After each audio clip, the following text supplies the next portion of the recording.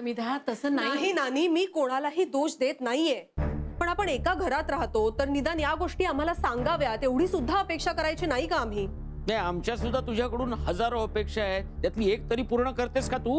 हो तुम्ही शांत राहा ना, कशाला चिडताय उगाचच? बघ कशी बोलते ती. हो बरोबर आहे, मी बोलते ते दिसतं, लोक बोलतात ते नाही दिसत तुम्हाला. समिधा मी काय म्हणते, तुम्ही जरा शांत हो ना. नानी कशी शांत होऊ? आता नानांचा आजारपण, हॉस्पिटलचा खर्च, औषधं, टेस्ट या सगळ्यावरती किती खर्च झालाय माहितीये ना तुम्हाला? मी आणि पंकजनी मर करून दिवसभर ऑफिसमध्ये काम करून जे काही पैसे साठवलेत ना, डायरेक्ट निम्म्यावरती आले. नाही म्हणजे आम्हाला ते तुमच्यासाठी खर्च करायचे नाहीये तसं अजिबात नाहीये, ते आमचं कर्तव्यच आहे आणि आम्ही ते करतोच. अनेक जण करतही नाहीत. आणि तुम्ही काय केलं? आम्हाला न विचारता त्या राधिकाच्या गहाण टाकलेल्या बांगड्या सोडवून आणण्यासाठी पंकजच्या आणि तुमच्या जॉईंट अकाउंट मधनं डायरेक्ट पैसे काढलेत. आम्हाला विचारलंही नाही. मी ऑनलाईन जेव्हा चेक केलं ना, तेव्हा कळलं मला की पैसे गायब आहेत म्हणून. I was so shocked. अगं पण तिने ह्यांच्या ऑपरेशनसाठीच बांगड्या गहाण ठेवल्या होत्या ना. आज ना उद्या आपल्याला तिचे पैसे परत द्यायचेच होते. मी कुठे नाही म्हणतीये, पण आत्ताच एवढा खर्च झालाय तर लगेच हा खर्च करायची काय गरज होती? दिले असते 1-2 महिन्यात आरामात, आणि तोपर्यंत ना आमच्याही अकाउंटमध्ये थोडे पैसे साठले असते, काही गोष्टी मॅनेज झाल्या असत्या. आणि आता जर का अचानक परत पैशाची गरज पडली तर कुठून आणायचे? अगं राधिकाच्या लग्नाचा वाढदिवस आहे ना आज, म्हणून थोडी घाई केली आम्ही.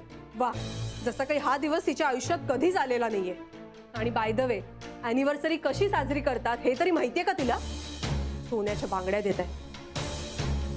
नानी तिला तिचा नवरा काडीचीही किंमत देत नाही आणि तुम्ही काय अॅनिव्हर्सरीचं कौतुक सांगताय? कसली अॅनिव्हर्सरी आणि कसलं काय?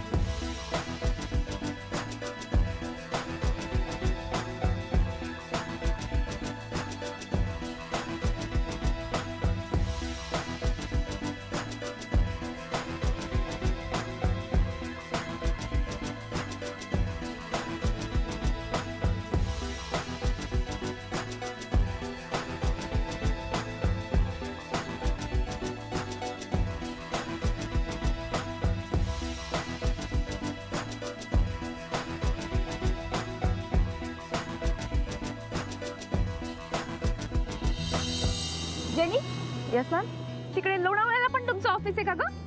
नो मॅम, आपण हॉटेलमध्ये चाललोय. हो का? काय ग, मग इथेच ऑफिसमध्येच कॉन्फरन्स करून टाकायची ना.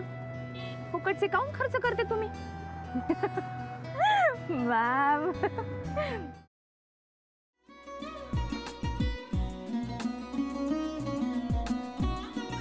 लावू का? असाच लावू ना.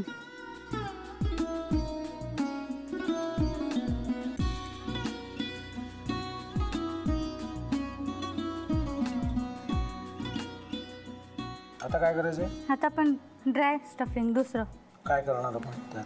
आपण ह्याच्यात मेयोनीज न टाकता बाकीचे सगळे साहित्य टाकायचे. अच्छा, हे सगळं. ऋतू, माझा तर विश्वासच बसत नाहीये. म्हणजे अगं बहिणी आमचं लग्न व्हावं म्हणून किती प्रयत्न करत होती, आणि ते सगळं करताना ती शिवच्या आम्हाला माहिती पुरवते. नाही, मला नाही वाटत. गौरी खूप चांगली असतो म्हणून तुला सगळं जगत चांगलं दिसतं, पण शिव उगाच बोलला असेल का? त्याच्यावर विश्वास नाहीये का तुझा? शिववर पूर्ण विश्वास आहे मी माझा, पण तो आता हे जे काही करतोय ना, म्हणजे निशा बहिणी समोर त्या राधिका सोबत फिरण्याचं नाटक वगैरे, ते त्याचा काही उपयोग होणार नाहीये. अगं असं कसं म्हणतो?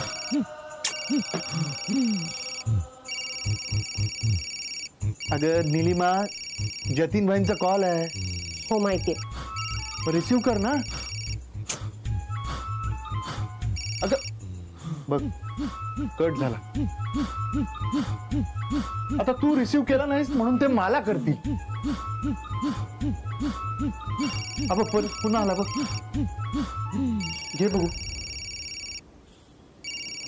पण हे एक ना एक दिवस घडणारच होतं.